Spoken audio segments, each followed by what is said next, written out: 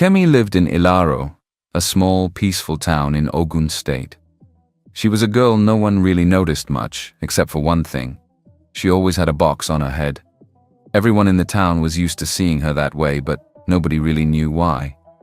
They called her the girl with the box, but no one ever asked her why she wore it. But Kemi wasn't always like this. She used to be a regular, happy girl. She would play with her friends, laugh with them, and go to school every day just like other kids. She loved running around the streets of Ilaro, especially with her best friend, Sade. They would laugh so much their stomachs hurt. Kemi's family was small but loving. Her father, Mr. Adeyemi, worked in a local carpentry shop, and her mother, Mrs. Adeyemi, sold fruits in the market. Kemi had a younger brother, Tunde, who was still in primary school. They were a close family, and Kemi had always been a cheerful child. Everything changed when Kemi turned 13. That was the year she started secondary school, and things were supposed to be exciting. But for Kemi, secondary school brought something she didn't expect: a crush.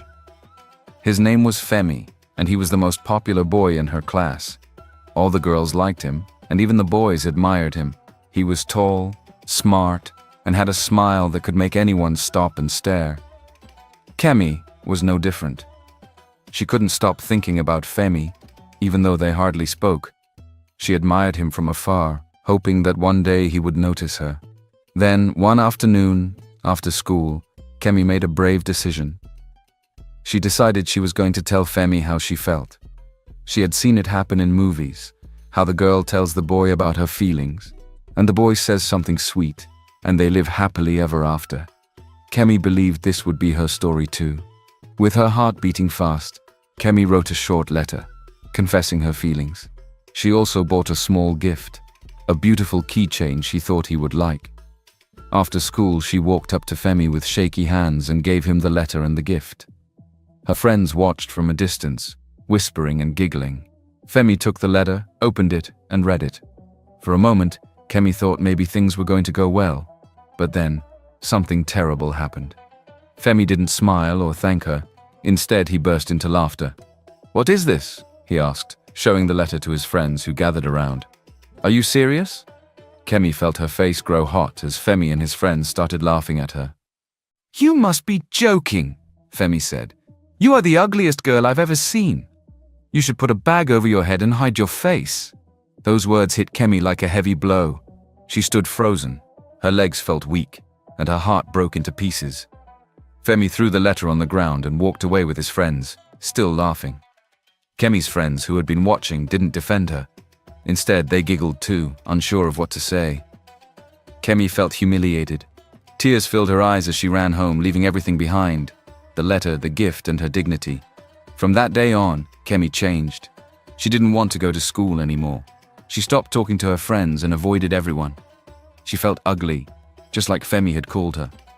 She believed that everyone who looked at her saw the same thing: an ugly girl who should hide her face. Kemi stopped looking at herself in the mirror. She couldn't bear to see her reflection. She started spending more and more time in her room, locking herself away from the world. Eventually, she found an old cardboard box in her father's workshop. It seemed perfect for what she wanted: to hide her face from everyone. She cut 2 holes for her eyes and placed the box over her head. For Kemi, the box became her safe place. As long as it covered her face, no one could judge her. No one could call her ugly. She started wearing it everywhere, and soon she stopped going to school altogether. Kemi's parents, Mr. and Mrs. Adeyemi, were worried. They didn't understand why their daughter, who used to be so cheerful and full of life, had changed so suddenly. They asked what was wrong, but Kemi refused to talk about it. She didn't want to tell them about the terrible things Femi had said. She didn't want them to know she felt like the ugliest girl in the world. Weeks passed, and Kemi stayed at home, wearing the box every day. Her father decided it was best to let her study from home, thinking she just needed time to heal. But time didn't help Kemi. She felt worse every day. Days turned into weeks, and Kemi still didn't leave the house. The cardboard box became part of her life. She never took it off, not even at home. Her mother, Mrs. Adeyemi, would knock on Kemi's door with food or to check on her, but Kemi barely said anything. "Kemi, my dear, what's wrong? Why won't you talk to me?" her mother asked through the door, her voice filled with worry. But Kemi never gave her a clear answer. She didn't want to talk about Femi or the cruel words that still echoed in her mind. Mr. Adeyemi was just as worried. He had tried to talk to Kemi, but she always brushed him off, saying, "I'm fine." He knew his daughter wasn't fine, but she wouldn't tell him what had happened. The lively, happy girl who used to laugh and play with her friends had become quiet and withdrawn. She hardly came out of her room and refused to go to school. The box on her head was a constant reminder that something was deeply wrong. The only person Kemi still spoke to was her younger brother, Tunde. He was just 11 years old and didn't understand what his sister was going through, but he loved her. He always tried to cheer her up. Every now and then Tunde would visit Kemi in her room, sit beside her, and talk about his day at school. Though she barely responded, Tunde's stories made her feel a little better. His energy and love were the only things that made her smile. "Kemi, why do you wear this box all the time?" Tunde asked one afternoon as he sat on the floor next to her bed. Kemi didn't answer for a while. She just stared at the floor, her voice soft when she finally replied, "It makes me feel safe." Tunde didn't fully understand what she meant, but he didn't push her. He just nodded, then began talking about something funny that happened at school, trying to make Kemi laugh. But despite Tunde's efforts, Kemi was sinking deeper into her own world. She spent most of her time on the internet, chatting with strangers. She felt safer there. Behind the screen, no one could see her face, and no one could hurt her. She created anonymous profiles where she could talk to people without fear. They didn't know her story, and she didn't have to explain anything to them. Online, she was just another voice in the crowd. Seeing his daughter in this state, Mr. Adeyemi became more and more concerned. One evening, as he sat at the dining table watching his wife prepare dinner, he made a decision. He needed help. He didn't know what to do for Kemi anymore, so he decided to visit a doctor. The next morning, Mr. Adeyemi traveled to Abeokuta to see a doctor who specialized in mental health. He explained Kemi's situation to the doctor, describing how she had withdrawn from the world, how she refused to leave the house, and how she always wore the box on her head. The doctor listened carefully, nodding as Mr. Adeyemi spoke. After a while, the doctor said, "What your daughter is experiencing sounds like something called hikikomori. It's a condition where people, especially young ones, isolate themselves from the outside world. It often happens when someone has experienced a deep emotional trauma." Mr. Adeyemi frowned, confused. "Hikiko? What?" "Hikikomori," the doctor repeated. "It's more common in places like Japan. But it happens here too, even though we don't often talk about it. People who suffer from this condition feel too scared to leave their homes or face the world. They often create a safe space for themselves, which in your daughter's case seems to be that box on her head, but the longer they stay isolated, the worse it gets." Mr. Adeyemi's heart sank. He hadn't realized just how bad things were for Kemi. "Is there a cure for it?" he asked. The doctor shook his head. "There's no quick fix. What Kemi needs is support, and she needs to start interacting with the outside world again. The more she stays inside, the more she'll withdraw, and it could get to the point where she won't even talk to you anymore. Right now, she's still speaking to her family, which is a good sign. But you need to help her take small steps to come out of her shell. It won't be easy, but she has to face her fears." Mr. Adeyemi nodded, deep in thought. He knew Kemi was scared, but he had no idea things were this serious. He thanked the doctor for his advice and made up his mind. Kemi had to go back to school. When Mr. Adeyemi returned home later that day, he knocked on Kemi's door. "Kemi, I need to talk to you," he said, his voice serious. Kemi was in the middle of chatting with one of her online friends, but she heard the tone in her father's voice and knew it was important. She slowly got up and opened the door. Mr. Adeyemi looked at her, the box still covering her face, and sighed. He stepped inside and sat down on the edge of her bed. "Kemi, I know you're scared and I know you don't want to talk about it, but you've been hiding away for too long. It's not good for you." Kemi didn't say anything. She just looked down at the floor, her fingers picking at the edges of the box. "I went to see a doctor in Abeokuta," Mr. Adeyemi continued. "He told me about a condition called hikikomori. It's when someone feels too afraid to leave their home or talk to others. He says you need to face your fears, Kemi. You can't keep living like this." Kemi's heart sank. She didn't know what her father was talking about, but she knew one thing. She wasn't ready to go outside. "I can't, Daddy. she whispered. "I'm not ready." Mr. Adeyemi sighed again. He hated seeing his daughter like this, but he knew he had to be firm. "Kemi, you have to try. You've been stuck in this room for too long. Tomorrow you're going back to school." Kemi's eyes widened. "No, Daddy, please," she begged. "I can't go back there. I'm not ready." But her father shook his head. "You have to face it, Kemi. You can't hide forever. Tunde will be with you and I'll drive you there myself. But you're going to school tomorrow." Kemi burst into tears. The thought of stepping out of the house, of going back to that school where everyone would laugh at her, was too much to bear. She curled up on her bed, sobbing into her pillow. Mr. Adeyemi placed a gentle hand on her shoulder. "I know it's hard, Kemi, but you'll never know if you're ready unless you try. I'll be with you every step of the way." Kemi didn't respond. She couldn't. The fear was too overwhelming. Her father stayed with her for a while, but eventually he left, leaving her alone in her room with her box and her tears. That night, Tunde came to check on her. He saw her lying on the bed, her face hidden behind the box, and he sat beside her. "Kemi, don't cry," Tunde said softly. "I'll be with you tomorrow. I'll make sure no one laughs at you." Kemi wanted to believe him, but the fear was too strong. She couldn't shake the feeling that everyone at school would see her the same way Femi did, as ugly. She didn't say anything, just nodded weakly, trying to calm herself. As the night went on, Kemi lay in bed, her heart racing. She didn't know what tomorrow would bring, but she was certain of one thing. She wasn't ready. Morning came too soon for Kemi. Her eyes were swollen from crying the night before, and her heart was heavy with fear. She hadn't slept much. The thought of going back to school after all these years made her stomach churn. She wished she could disappear, or stay hidden forever in her room. But she knew her father wasn't going to change his mind. When it was time to leave, Kemi reluctantly put on her box.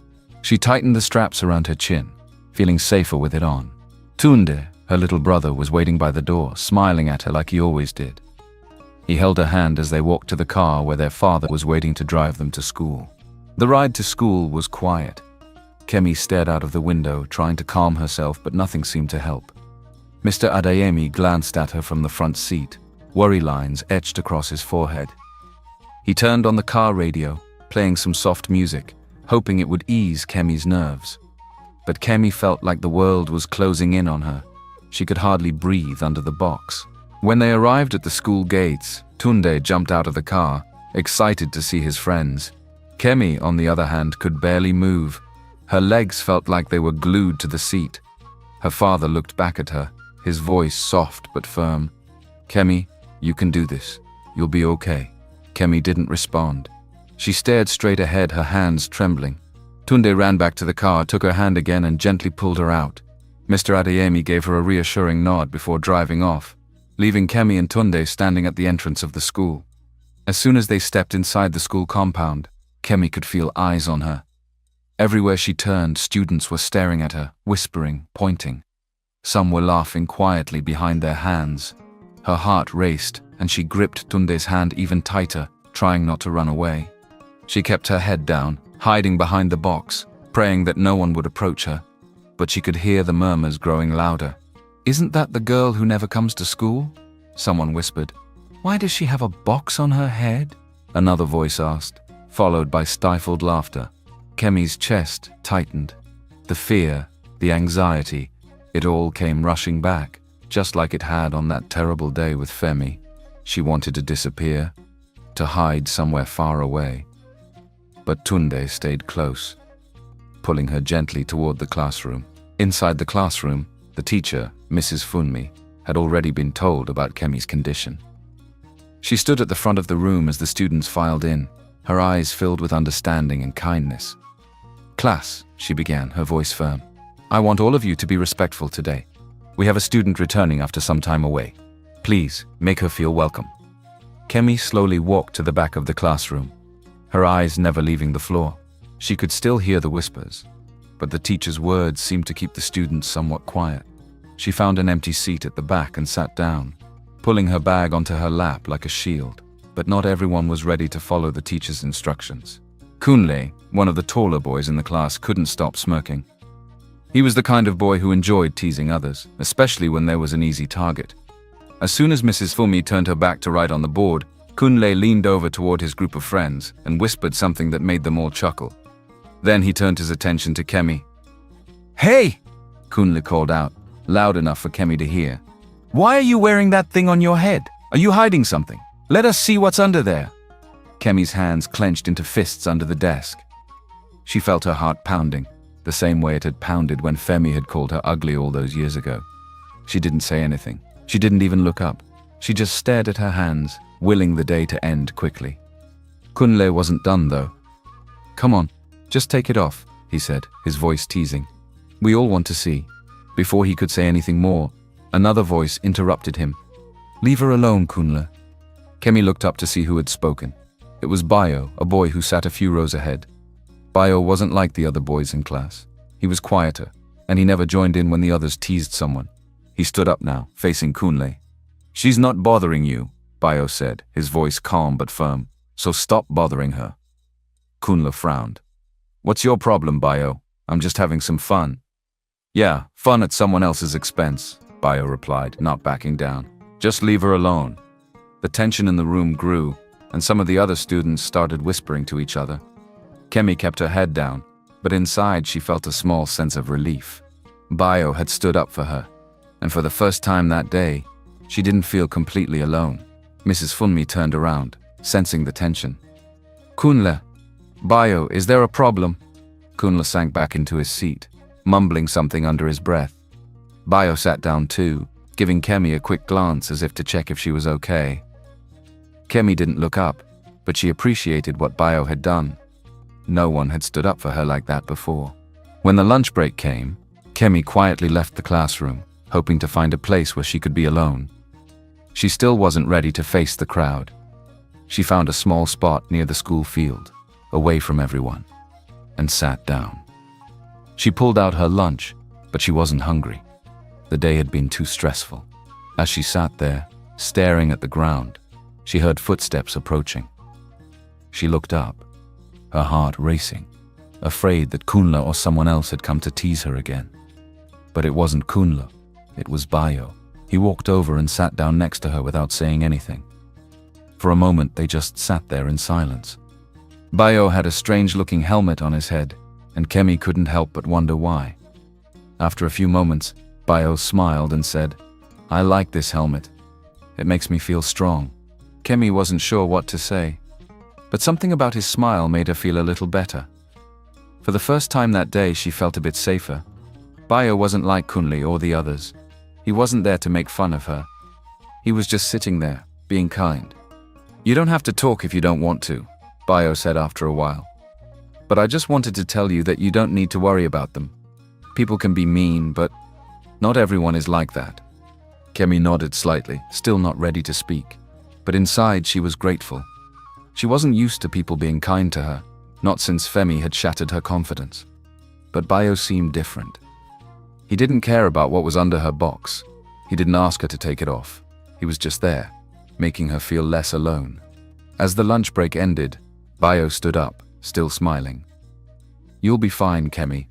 I'm your friend now." Kemi watched him walk away, her heart feeling lighter for the first time in a long time. Maybe, just maybe, school wouldn't be as terrible as she had imagined. The next few days passed in a blur for Kemi. She continued going to school, but she kept to herself as much as possible. The whispers and stares hadn't stopped, but they had quieted down a bit. Some students still pointed at her as she walked through the halls, but with Bayo by her side during lunch, things felt a little easier to handle. Tunde, her brother, also stuck close to her, making sure she was never alone. But even though she had Bayo and Tunde, Kemi still felt nervous every time she stepped into the school compound. She could feel the weight of the box on her head, and she wondered if she would ever have the courage to take it off. Deep down, she wasn't sure she could.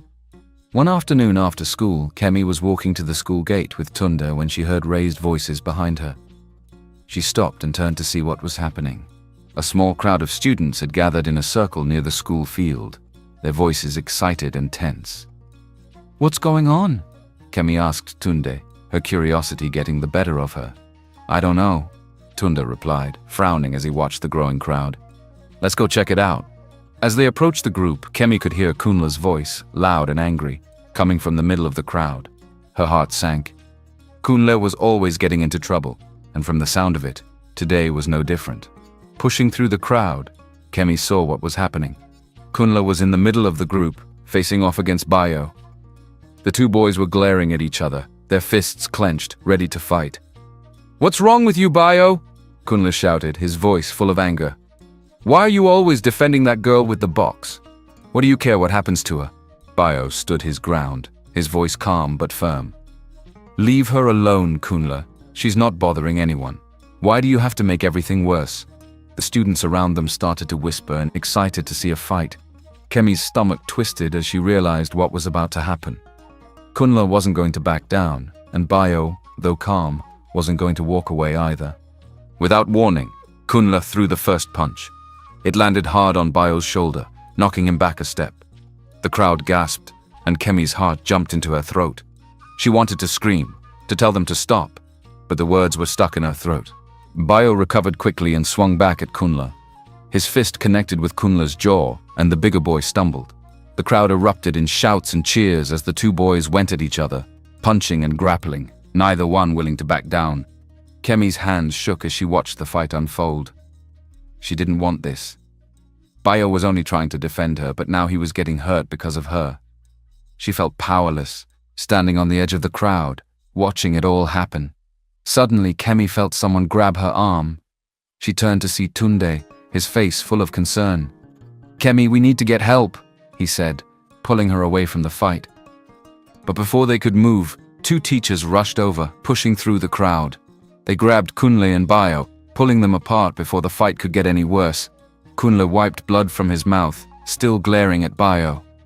"This isn't over, Bayo," Kunle growled as the teachers dragged him away. Bayo didn't say anything. He just wiped sweat from his forehead, breathing heavily. The crowd began to disperse as the teachers led Kunle and Bayo toward the principal's office. Kemi watched them go, her heart still racing. She wanted to run after Bayo, to thank him for standing up for her again. But she felt frozen in place. "Kemi, are you okay?"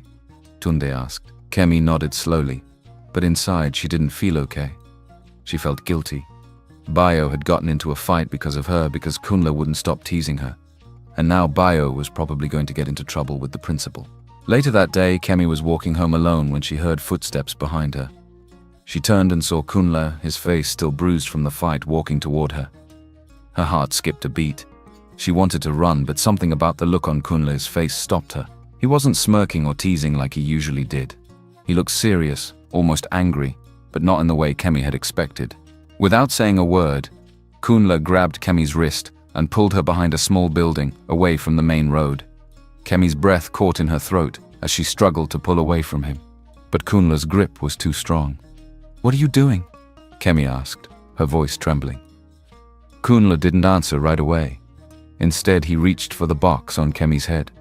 Before she could stop him, he ripped it off, exposing her face to the open air. Kemi froze. She stood there, paralyzed, as Kunle stared at her face in silence. For a long moment, he didn't say anything. He just looked at her, his eyes wide with surprise. Kemi's mind raced. She was waiting for the insult, waiting for Kunle to call her ugly like Femi had all those years ago. But instead, Kunle did something she never expected. "You're not ugly," he said quietly, almost as if he couldn't believe the words coming out of his own mouth. "Why do you hide your face? You're beautiful." Kemi stared at him, her mind reeling. Was this some kind of trick? Was he mocking her? She couldn't understand why Kunle, of all people, would say something like that. Kunle, still holding the box, shook his head slowly. "I don't get it. Why are you wearing this thing?" he asked, his voice softer than before. "You don't need it." Kemi's throat tightened, and she couldn't find the words to respond. She didn't know what to say. She wasn't used to hearing words like this from someone who had teased her for so long. Before she could react, Kunle handed the box back to her. He glanced at her one more time, then turned and walked away, leaving Kemi standing there in shock. For a long time, Kemi didn't move. She just stood there, holding the box in her hands, trying to process what had just happened. Kunle had seen her face, and he hadn't called her ugly. He had said she was beautiful. Kemi's mind was spinning as she slowly put the box back on her head and made her way home. She couldn't make sense of any of it. Kunle had been teasing her for weeks. Yet now, after seeing her face, he had said the one thing she never expected to hear. That night, as Kemi lay in bed, she thought about what Kunle had said. Beautiful. It was a word she hadn't heard in years, not since Femi had shattered her self-confidence. Was it possible that she wasn't as ugly as she thought? Could Kunle really have meant what he said? The questions swirled in her mind. But no matter how much she thought about it, she couldn't find an answer. All she knew was that something had changed, and she wasn't sure what to do next. The next day, Kemi woke up feeling confused. Kunle's words from the day before echoed in her mind. "You're beautiful." She still couldn't believe he had said that. Was it a trick? Had he been trying to make fun of her in some new, twisted way? She didn't know what to think. As she got ready for school, she hesitated before putting the box on her head. For the first time in years, she wondered if she needed it. But the fear of facing her classmates without it was too strong, so she tied it on tightly, just like always. When she arrived at school, things felt different. Bayo was there waiting for her by the gate, his face bruised from the fight with Kunle. He smiled at her, though it was a tired smile. "How are you, Kemi?" he asked, walking beside her. Kemi didn't know how to answer. She wanted to tell Bayo about what Kunle had said, but she didn't know if she could trust anyone with that secret yet. Instead, she just nodded. "I'm okay. Thanks for standing up for me," she said quietly. Bayo shrugged. Kunle had it coming. "Besides, you deserve better than the way he's been treating you." They walked in silence for a while before Kemi spoke again. "Bayo, why did you defend me? You didn't have to." Bayo stopped walking and looked at her, his eyes sincere. "Because you don't deserve to be treated like that, Kemi. No one does. I don't care what anyone else thinks about your box or why you wear it. You're a good person, and that's all that matters." Kemi felt a warmth spread through her chest at Bayo's words. He had been kind to her from the start, never asking why she wore the box, never pressuring her to take it off. He accepted her just as she was. "Thanks, Bayo," Kemi said softly, feeling grateful for his friendship. They made their way to class, and Kemi tried her best to focus on the lessons, but her thoughts kept drifting back to Kunle. She couldn't stop thinking about the way he had looked at her, surprised, almost confused. And then there were his words. "You're not ugly. You're beautiful." Why would Kunle, of all people, say that? During lunch, Kemi found a quiet spot under a tree to sit and think. She wasn't in the mood to be around too many people, and she needed some time alone to make sense of everything. As she sat there, staring at the ground, she heard a voice. "Kemi." She looked up to see Bayo standing in front of her, holding 2 sandwiches. He handed one to her with a small smile. "I thought you might be hungry." Kemi took the sandwich, surprised but thankful. "You didn't have to," she said. Bayo shrugged and sat down beside her. "I wanted to," he replied simply. They ate in silence for a while, and then Bayo spoke again. "You've been quiet today. Is everything okay?" Kemi hesitated. She wanted to tell him about Kunle, but she wasn't sure if she was ready. But as she looked at Bayo, she realized that he was someone she could trust. He had always been kind to her, never pushing her or making her feel uncomfortable. "There's something I need to tell you," Kemi said. Bayo looked at her. "What is it?" Kemi took a deep breath and told him everything. About how Kunle had taken off her box, how he had seen her face, and how, instead of calling her ugly like she had expected, he had said she was beautiful. Bayo listened quietly, not interrupting, and when Kemi finished, he stayed silent for a moment, thinking. "Kemi," he said softly, "maybe Kunle wasn't trying to make fun of you this time. Maybe he actually meant what he said." Kemi looked at him. "But why? He's been teasing me for weeks. Why would he suddenly say something like that?" Bayo shrugged. "Maybe seeing your face made him realize that he was wrong. People can change, you know. Maybe he's starting to see you differently." Kemi didn't know what to say. The idea that Kunle might actually mean what he said was hard for her to accept. For so long, she had believed that she was ugly, that no one would ever see her as anything else. How could Kunle, who had teased her so cruelly, now be saying she was beautiful? As they sat there, a group of students passed by, laughing and chatting. Kemi pulled her box down a little lower, feeling self-conscious. "You don't have to hide anymore, Kemi," Bayo said quietly. "You're stronger than you think. You don't need that box." Kemi looked at him. She had worn the box for so long, it had become a part of her. It was her protection, her shield. But now, for the first time, she was beginning to wonder if maybe she could live without it. That evening, Kemi sat in her room, staring at herself in the mirror. The box was still on her head, but her hands hovered over the straps, unsure if she should take it off. She thought about what Bayo had said. She thought about Kunle's words too. Could they really be telling the truth? Slowly, Kemi untied the straps and lifted the box off her head. She stared at her reflection, her heart beating fast. It had been so long since she had looked at her own face. For years she had avoided mirrors, convinced that her reflection would only bring her pain. But as she looked at herself now, Kemi didn't see the ugly girl she had imagined for so long. She saw someone different, someone stronger, someone who had faced years of pain and was still standing. Maybe she wasn't ugly after all. Kemi stared at her reflection for a long time, almost unable to believe what she was seeing. Could it be true? Could she really be beautiful? For the first time in years, Kemi felt something she hadn't felt in a long time. Hope. The next morning, Kemi did something she never thought she would do. She walked to school without her box. As she entered the school compound, she felt the eyes of her classmates on her, just like they always were. But this time, she didn't feel the same fear. She held her head high, her heart racing. But there was no turning back now. Students whispered as she passed by. But it wasn't the same whispers she was used to. This time, the whispers weren't full of mockery. They were full of surprise, even admiration. "She's so pretty," one of the girls said, her voice loud enough for Kemi to hear. "Is that Kemi?" another student asked, clearly shocked. "She's beautiful."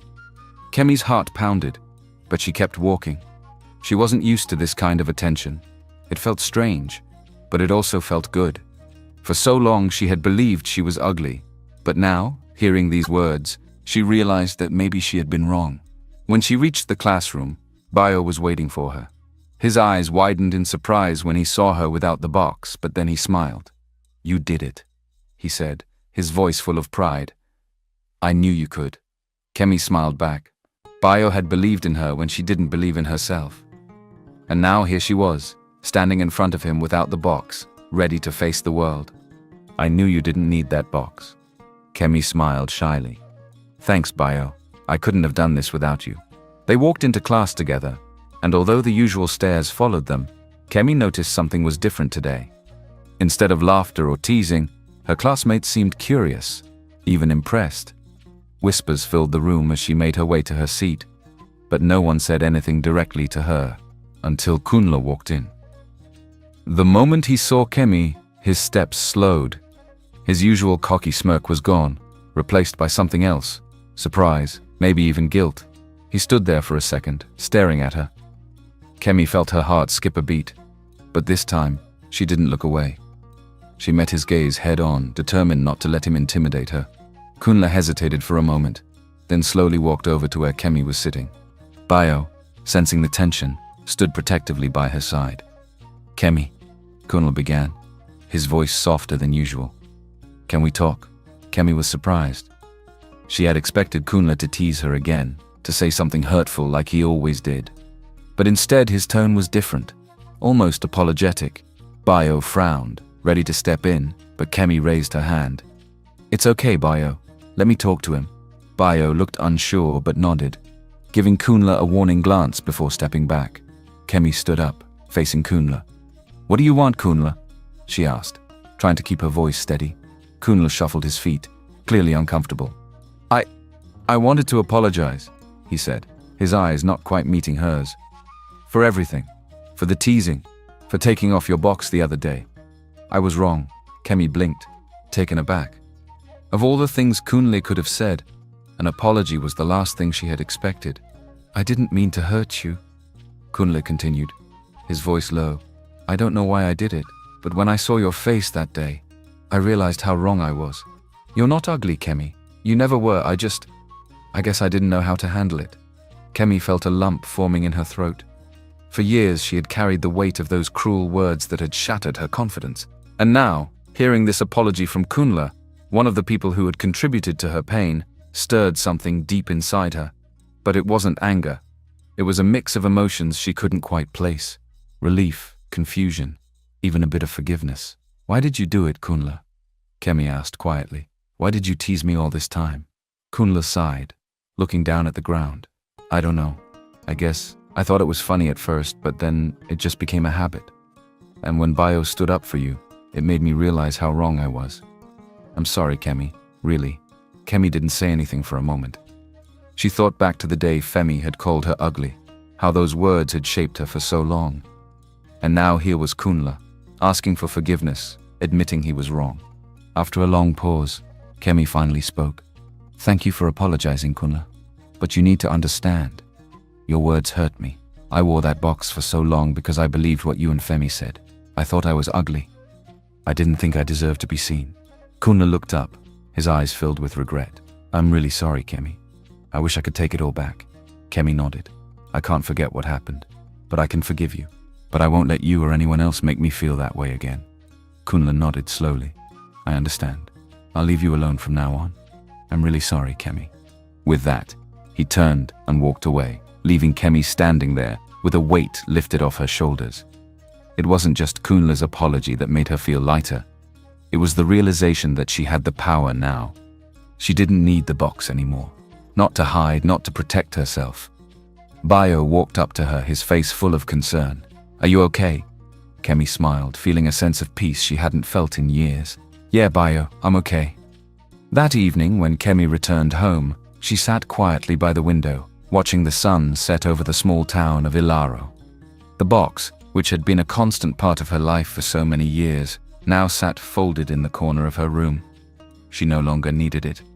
She no longer needed to hide. Her father walked into the room, noticing the change in her expression.